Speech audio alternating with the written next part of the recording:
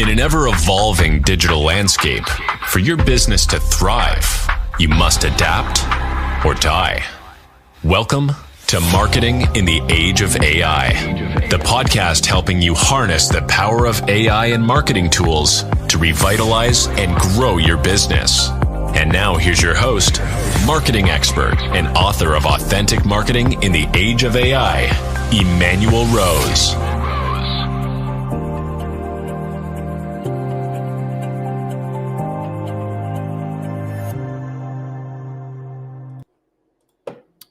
Welcome to Marketing in the Age of AI. I'm your host, Emanuel Rose.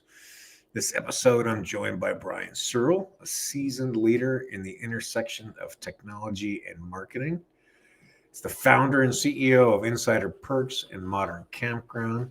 Brian leverages nearly 2 decades of experience to guide organizations through the intricacies of artificial intelligence, automation, and digital marketing strategies. But he's not just a strategist. He's actively shaping the future of outdoor hospitality with innovations ranging from advanced AI chatbots to robotics. Join us as we delve into Brian's insights on how businesses can harness AI to enhance their marketing effectiveness and drive meaningful engagement. Brian Searle, thank you so much for taking time to have a talk with me. Thank you for having me, Emanuel. I like your intro, the seasoned. I was going to make a joke about how seasoned means I'm bald, and then I looked at you and realized you're bald too. That's right. So, seasoned. Yeah, exactly. We're not quite old yet. We're just seasoned. Yeah. Well, I'm really excited to talk to you because one of the other pods I have is called Nature Bound. And I'm a big believer that in the fact that our time in nature is what's going to keep us from going completely mentally insane from AI and the computer. Probably. And I am a consumer of adventure products, adventure gear, and ultimately guides and places to go and hang out that are off grid. So I think you have one of the target market that I'm most jealous of, Brian. I appreciate that. It's been like 15 years of working through like, this sucks. Let me figure out how it's going to work. This is bad. Let me try that. Let me do. So it's hard-earned effort. Yeah, I can imagine. My impression of that vertical is that it's a lot of low-tech people who have to do it, and they don't necessarily enjoy that part of the business. Well, because I think that's their whole business. They got into the camping outdoor hospitality space to be outside, to be in nature, to enjoy that space, right? And so they've intentionally tried to disconnect, and now the world's like, oh, no. we got everybody else, but we're not leaving you behind now. It's that Al Pacino scene, right? Every time I try to get out, they just keep dragging me back in. Well, what is your outdoor passion that kind of led you into the vertical? I think that's the best question. I think it's interesting. Like, I don't know if it's my passion that led me here more than accident, right? Okay. So my story is I started Insider Perks as a video blog company back when travel blogs were getting big in 2009-ish, and everybody was going on fam trips and working with destination marketing organizations and stuff like that. And I was too lazy to write, so my background is in video. I went to broadcasting school, worked for CBS News, like a local affiliate in Cleveland. Worked for the Cleveland Indians, did broadcasting work. So that's kind of my background. I'm like, all right, I'm going to do something with this and see what comes of it, right? I was kind of a YouTube influencer before influencers became influencers, and also like I really never made enough money to pay the bills. So I don't know if that word works for me. But anyway. An aspiring influencer. How about that? Aspiring influencer. So anyway, this is back in 2009. We started doing this, like traveling all around the country, doing videos on museums and hotels and restaurants and stuff like that. And I came across this guy. Like, I'd gone camping when I was a kid. There was a man who worked for KOA, whose name is Mike Gast. He was their public relations director. And KOA, if you don't know, is a franchisor of 500 plus campgrounds in the United States and Canada. And I reached out to him and said, let me go do a video. We were doing basically editorial videos of these places. So nobody was paying us. We were saying, let me just do an editorial video. I'm going to see if I can make money off the views on YouTube and keep it unbiased. Yeah. So I'm like, let me do one of these videos for you. It took me 2 months to convince him. He sent us down to his corporate-owned property in Sugarloaf Key in the Florida Keys. Nice. He slept in a tent and did a video of his of his park, but he loved it so much he sent us up and down the East Coast for 90 different KOAs with corporate vouchers to do videos of their properties.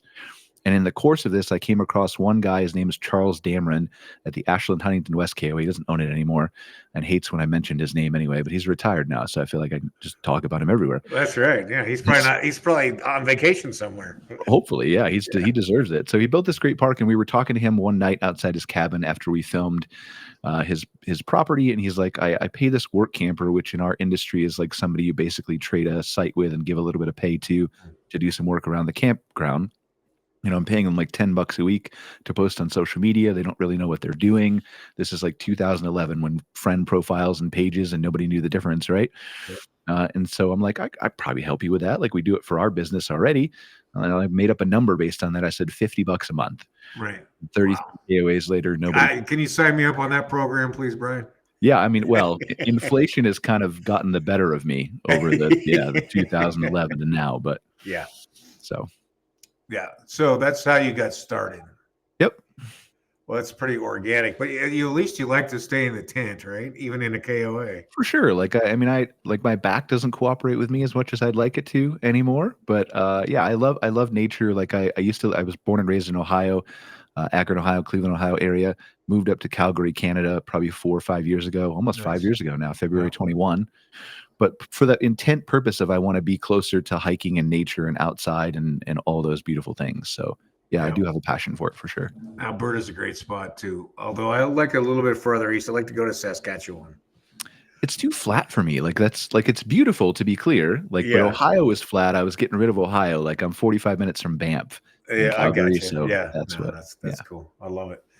Well, so from 2011 till now, there have been massive shifts in how you do marketing. Well, talk to me a little bit about what you're doing with chatbots and voice for your clients.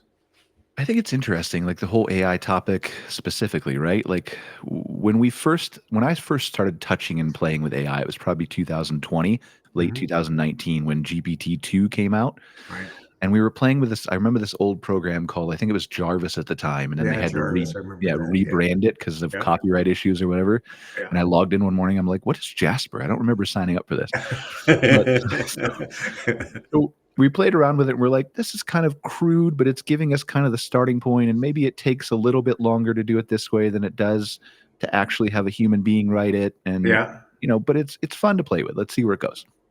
And so I've been playing around with it for a couple of years, and I always knew that AI was further ahead than most people in the world knew it was, but I didn't know what that moment was going to be where everybody realized it. Turned out it was ChatGPT, right? I had no idea that was going to be it. Yeah.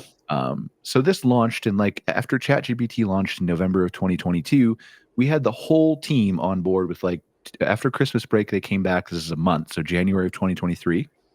They came back and I said, everything that we do now is going to be interwoven with AI. All the marketing, all the Google ads, all the copy, all the social media, all the website design. Maybe not on day one, but we're going to start to think about how we can use AI in this one use case or these many use cases in the cause of marketing to provide better services for our clients at a more affordable rate so we can help more of them. Yeah. Both of them have to be true, not just cheap for the sake of cheap and not just charging more, right? Yeah. So both of them have to be true. So we started doing that, but then we also at the same time in tandem tried to solve a problem with AI. So in the campground space coming out of COVID, and this was the same with many people, but we had but the owners of the campgrounds, right? I don't own one, had a really big issue hiring staff during COVID. Right. We couldn't get reliable people to work. Like they didn't want to travel or they didn't want to move or for dozens of different reasons, right? And so the first thing we thought of with AI is chatbot, right? Let's figure out a way that we can help these owners who can't find staff who can be trained and answer all the questions correctly, let alone work 24/7 because they're not a hotel, provide a better guest experience using AI. That thing was so ugly that we launched in February 2023, looking back at it. It was a terrible chatbot, but we quickly iterated and improved on it. It's a kind of an ancient legacy, not ancient, but legacy product now in the world of AI. Everybody seems to have these things. And then we just kind of move forward from there. We said, like, what else can we do that we follow basically three principles here. One is, what can I do to make the owner more money? What can I do to save the owner more time? And three, which it cannot do without, what can I I do to make the guest experience better. Nice. All three of all the products that we launch, whether it's chatbots, callbots, custom automations, whatever, have to do those three things. You can't have one without the other, right? Yep. And so that's Love it. kind of how we moved forward from here. Well, that's cool. So, what is the chatbot? What does it look like now for you? And is it tied into a voice and phone answering process? Yeah, so we wanted to create something that was the best we could possibly make it. So if you go on Google right now and you say, I want to look up, I want an AI chatbot for my website, there are a dime a dozen. You can pay $25 a month or $50 a month, and you can get a spun up software as a service chatbot where you just put a couple PDFs in there and it answers questions. If Yep. that's your jam, that's your jam, right? We wanted to focus on the quality of the answers and the extensibility of the system. In other words, we wanted to build on top of it. Yep. So for us in the camping space, and you'll see probably similar products in the hotel space too, that meant not only answering questions, but what happens when someone wants to make a reservation? Absolutely. Yeah. So we went out and Or we said, change a let's reservation. or change a reservation, right? Like, the AI can't quite do that as a chatbot. It'll tell you it can if you don't program it right. Sure, I can do that for you. And you'll sit there waiting for 2 hours and be like, it never came back and said it was doing anything. Yeah. But we wanted to do that. So we started working with great partners in the industry. CampSpot was our first one. They're a really large PMS that works for over 3,000 parks. We're expanding into other places. But we started saying, like, how can we work with their APIs and tie our AIs into these systems to not only make the reservation, but to do custom things, like anytime someone talks about firewood, can we offer to sell them firewood? Nice. And then not only sell them firewood, but can we text Tom to deliver the firewood to site number 422? Yeah. Nice. So just like using technology in ways that we can automate the guest experience, but do so in a way that it doesn't get in their face. It helps them have a better connection to nature. Yeah, it kind of integrates the upsell, cross sell, and operation in a way that is valuable to them rather than pushy, right? Right. Yeah. Love it. Yeah, which kind of reminds me of how we've ended up back with pop-ups and interrupting marketing, even though we've been through this cycle already once, right? You and I are old enough to remember that I still argue with clients about this. Like, I just saw one this morning for Cyber Monday. I'm like, nobody wants this. Like, go to your own website and see the pop-up where you're like, oh, I'm going to read this article, and then boom, nope, you're not. Just kidding. You're not reading this article. Here's a pop-up that says distracts you from whatever you want. Not only is it bad for search, we know Google doesn't like them. It's just terrible for user experience. Especially when it hasn't been thought out. Like when I get an email, I go to the website, and then it pops up asking me to sign up for their email instead of letting me buy the thing that they emailed me about, right? Like, that's just lazy marketing. What's the retargeting too, where you buy, like, they show you the shoes? I just bought those yesterday, guy. Yeah, exactly. Or where they call me, they send me a bunch of lipstick ads or something that is obviously, or not obviously maybe, but isn't what I'm looking for. Isn't personalized to you, yeah. Yeah, exactly. Well, that's cool. I love that you have these standards, these pillars. Number one, so that's you're producing high value, and then it makes it a lot more direct for you to be able to sell to your clients that way, because you're taking their needs into concern. Trying to, like, certainly there's going to be bumps in the road. We're going to fail. We're going to pick ourselves back up and learn what to do right and what to do, differently the next time. But yeah, that's the overall guiding principle. So, what other kind of AI implementations are you developing or looking forward to, kind of in the next 6 to 12 months for your clients? I think it's interesting. Like, I think a lot of this is going to end up being custom automations. Yeah. As I look at the space of AI and how quickly it's moving, we have looked at, like, you've seen OpenAI come out with new products, that have basically devoured startups that were in the space, right? Yep. I had this great company. It was using OpenAI's API. It was generating images or doing video or creating ads, and then the next day OpenAI puts this in their product and they're basically dead. Bye. Yeah. And so we wanted to avoid that trap. Like, I don't know, tomorrow OpenAI could release some kind of call agent that makes it super easy for you to, create something off your business. And then, like, they won't have the CampSpot stuff or the, the integrations with booking, but still, like, then it becomes a serious threat to me. So I step back and look at this holistically, probably September, October of, well, this year. I was going to say last year. I'm already in 2026 with planning, but this year. And we said, like, what is something that will never, ever die, no matter what OpenAI does or how fast AI moves? And the answer, as strange as it seems to me, I think, is consulting. And that's the first job that you were like, AI is going to destroy all consultants, right? And Yeah. it will, a lot of it, because a lot of the consultants don't have the 20 years of experience in a specific vertical. But Right. even if they do, they're offering the same advice that you can get from a ChatGPT or another website. There's not that thought leadership there.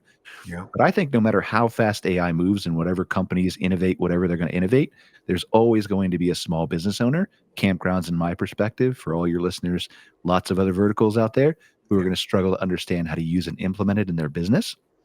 So sitting down with them and asking them, what are ways that we can save you time? What are ways that we can allow you to, in my case, reclaim your time to spend more time on the guest experience, Yep. right? On what they're, on who they're talking to, on how you're treating them at the heart, on the interaction they have with your staff, on all those kinds of things. What are the things that take up your time? And then let's sit down one by one and say, maybe we're going to build a custom automation for this. Maybe I'm just going to tell you to go use HubSpot because it personalizes it better, right? But like, I'm going to help you understand and take advantage of all those things, I think is the guiding principle of where we go. There's no specific product I think that's going to win in 2026. It's just, it's too fast. Yeah, I think that's interesting, and I agree with you. It's interesting to watch the specifically chat, right? Because they're still a market leader in this space. Yep.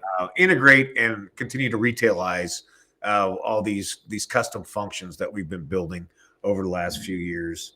Well, if you study Sam, like, and I have never met Sam, right? But if you study Sam and the way he interacts as an entrepreneur, many people have said that that's how Sam operates. And I'm Yeah. not criticizing Sam, but he will look at like, what's the biggest usage of API, Yeah. platform stuff, and let me pull that. Let's go make that. I mean, that's the Google model, right? We dealt with Yep. this with Google for years. So I agree with you. I think it's custom integrations, consulting. I like that. And I think what you and I are going to end up doing in 5 years is you and I are going to be having big meetings at KOAs all over the country with humans and doing trainings and talks that are face to face with people. Oh, yes, we are. And, Yeah. and live events, and that's what the old guys will be doing for all the operators. Yeah, I think this is it's going to be interesting. Like, I would never dare to say I can predict the future 2 years out, right? It's moving too fast. But what I think we can say for certain is that it's going to bring back that in-person necessity to connect. Yeah. And so as much as you and I have probably spent our careers building our brands of going to the conferences and shaking the hands and meeting all the people and staying for drinks and attending all the sessions and like being in the mix of all the people in all the places, Yeah. I think that's going to be massively valuable and something that you're almost not going to be able to build in a future of AI. It's going to be really hard. But I also think it brings back community. Like, there's this whole talk about like, are we going to lose jobs? Are we not going to lose jobs? I fall in the camp of like, probably most of us are going to have work be optional. I'll choose to work because I'm weird, but Yeah. like many people won't. And so there's going to be a transition period that we go through to do that. But I think on the other side of that, we have to figure out what our purpose is. And I think AI is going to allow us to bring back community. Like, we've Yeah. kind of lost that, haven't we? Not social media community, in-person community, helping your neighbor with their groceries, taking a walk around the block, that kind of thing. I think that's an amazing, interesting future. Yeah, I love it. I love that vision, and I'm calling it the second renaissance. And I think that we're going to have the opportunity to paint and play music and write poetry and go on walkabouts in ways that we haven't done in a long time in this really ever in this culture, but in a long time. Yeah, I'm excited for it, but we have to get through the bumpy period, and it's going to get bumpy. Yeah, it always is. I mean, the guys that were building wagon wheels had to get new jobs, right? The guys that were whaling had to get new jobs. So, well, explain to me a little bit about what your client base is thinking about answer engine optimization or generative engine optimization. Are you getting any interest in that area yet? Honestly, like, we haven't tried to sell it as that. Like, we think it's a bunch of buzzwords with a bunch of people who are trying to just sell the next big thing. And some of them are really good at it, to be clear. Some of them are just trying to sell a new word to people. Like, there are SEO people who are great, and there are SEO people who are trying to sell backlinks for $200 a pop that they know don't work, right? Right. Yeah. Those kinds of so that mix. So we have thought about it, but from our perspective, like, a lot of what you hear Google come out of Google's mouth is true. I think that branding matters, that the way you architect your website copy and tell your story matters, that your authority matters. Like, I think we've seen that. We've seen press releases work really well. Yeah. So I think those things are some things to be cognizant of and keep in mind as we move forward. But for GEO or whatever you want to call it, whatever the buzzword is, for us, I think it's going to, like, what we're counseling our clients on is take your website, and this is going to sound crazy maybe for the first few people who've heard this, but take your website from 5 to 10 pages to 50 to 75 pages, depending on your size. And here's why. I think that there's two use cases, and this is a balance between where we are now and where we're going. Where we're going is the agent's going to browse your website and the humans never will. Right. Which means that the 20 hours you spent with your marketing team agonizing over the call to action and whether the button should be rounded. Not right? Yeah. No. But until we get there, right, it's going to require a balance. So for us, it's how can I use AI in a way that I could do before as a human being with teams? I could go out, but it would be really expensive to the client. So how do I go out and say, what is the ideal customer profile for a business? Yep.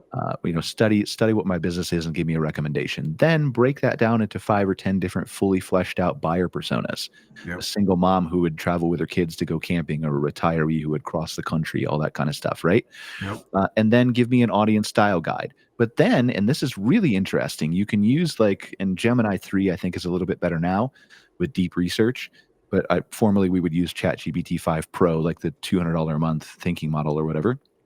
And we would say, now go act as these individual buyer personas and think about, from your perspective, from the single mom first, then the retiree, then the whatever, what is the website copy you would want to see that would make you convert? What's the Google Ads copy? What's the email marketing copy? What's the whatever? And then aggregate and collate all that together and give me a starting point for what's my call to action? What's my way I get attention from you, right? Yep. And then, and surprisingly, that market research, as crazy as it sounds, we've had people study this. So they say it's 90 to 95% accurate as the same answers they get on a phone call survey, because it knows it's eaten the whole internet. Yeah. Right. So, and it's also consumed Discord and Reddit threads of actual conversations with people, question and answer, right? All that stuff. So then taking that and saying, all right, now go look at my homepage my existing homepage, if I have one, and rewrite that to target all these buyer personas psychologically and scientifically so that they will convert better. And also focusing on AI and entities and all the things that we know need to work in a GEO, SEO world for agents to understand. Schema markup is a whole separate conversation, but we're just talking about design now, right? Yep. And then it will do that. And then I say, all right, now come up with a nice master plan, and there's a whole prompt behind this, right? Sure. But come up with a whole master plan that says, like, what are the interior pages that I need to target these buyer personas, to future-proof myself, to do everything else. And where we get to the 20, 30, 50, 75 pages for a website is the more information that an agent, and a human to a certain extent, but the more information an agent can know about your business, the better. Most websites don't have anywhere close to 5 or 10% of the information about their business on their website. So let me give you a Campground example, right? If you are, and we're getting here quickly, you've seen ChatGPT with memory, we're all going to have our own personalized agents that act on our behalf and do everything for us, right? Yep. We're going to get to a point where, let's just pretend, Emanuel, you have a 7-year-old daughter, right? And that 7-year-old daughter loves playgrounds, and your agent knows that. And so when it's going out to research your camping trip, either it's done that proactively, which it will do in the future, or you've prompted it to do that. It's going to go look for campgrounds in a specific area, and maybe it finds 2 that are all else equal. Okay. Yep. One of them has an amenities page with a bullet point list of 20 different things they have, one of which says playground. Check, right? The other one has a fully dedicated playground page with photos that says the slide is not metal, so your kid won't burn their butt. And if they fall off, it's mulch underneath, so they'll be completely safe. And we have swings, and here's some activities you can do. I have no idea which one the AI will choose, but I'm pretty sure it will choose the one with more information, because it can more confidently recommend what exactly that kid can experience, right? Yeah, and what I'm seeing is long form, right? Over 1,800 words is also. Yeah, I mean, the word count, I don't know if it's a word count specifically as it is information, good information, not stuffing it like we used to do in the day of tricking Google, right? Yeah. But so many businesses have this information available to them. They just have never attempted to digitize it before, because the whole goal has been doorway. Right. Like, look at a restaurant, right? You don't need anybody in a restaurant. Who goes to restaurant websites? Nobody. basically. But you need No, a you go to doorway to which Google Maps is where you go Google or usually, Yelp right? or something Yeah, like that, right? But it's a doorway of just like, let me look at a couple images yeah, and maybe read your about us, which is what I do, yeah, and then you're going to the restaurant. You don't need that information there. right. In the age of AI, you do, because The the AI bots. is going to answer the question about your restaurant or your campground on X or LinkedIn or WhatsApp or 10,000 other places, right? Yeah, yeah. Well, that's interesting. I love your take on it, and I think there is a process by which we can start to integrate these things and not necessarily future proof, but at least be dynamic with the things that we do know about what the engine's like and what the bots like, and continue to upgrade the web experience. For sure. It just takes curiosity, right? So if I assume your audience you said was 25 to 34 mostly, like obviously all kinds of different scopes and ranges, but Yeah, mostly those kinds of people, like just be curious as you move forward. That's my guiding principle. Like just play with it, touch it, feel it, and figure out what works best for you and whoever you're serving. I love it. I think that you're an adventurer, and I like that about you, Brian. And I'm very appreciative of your time today. You and I need to catch up sometime and have some time around the campfire, have a fireside chat for real. Sounds good, Emmanuel. I really appreciate you letting me join. Absolutely. And if people want to have a conversation with you, how do they track you down, Brian? I'm on insiderperks.com. That's our main website. We write a pretty good blog about automation. Well, I should say I have AI agents that write blogs based on my, but Yeah, if you substitute the word campground for any type of business you're running, it's pretty relevant. So I love it. Yeah, and I think I'd love to have you back on because I think we have about 6 more topics we could have covered today, and happy to be here anytime for you. I appreciate that. I hope you have a great great afternoon. I hope you get outside soon, get some time to yourself. Will do. Thank you, sir. Appreciate All right, it. thank you. It's a great reminder about looking at your ICPs and about looking at how the engines are going to answer questions for people who are in your ideal client profile. And I love the idea of staying curious and asking questions and getting answers that you can test and validate, and then asking more questions. Well, I hope this has been valuable to you today, a conversation I had with Brian Searle. And I hope that you take some time to do some research and find ways for AI to help you win some time back. With that time, that you continue to upskill, that you spend more time with your friends and family, and that you get outside into nature, away from the screens. It's Emanuel Rose, Marketing in the Age of AI. Thanks for listening to Marketing in the Age of AI. Be sure to subscribe wherever you heard this podcast so you never miss a future episode. Your copy of Authentic Marketing in the Age of AI is available at Amazon.com or EmanuelRose.com. You can also connect with Emanuel on LinkedIn. Thanks again for listening, and we'll see you next time.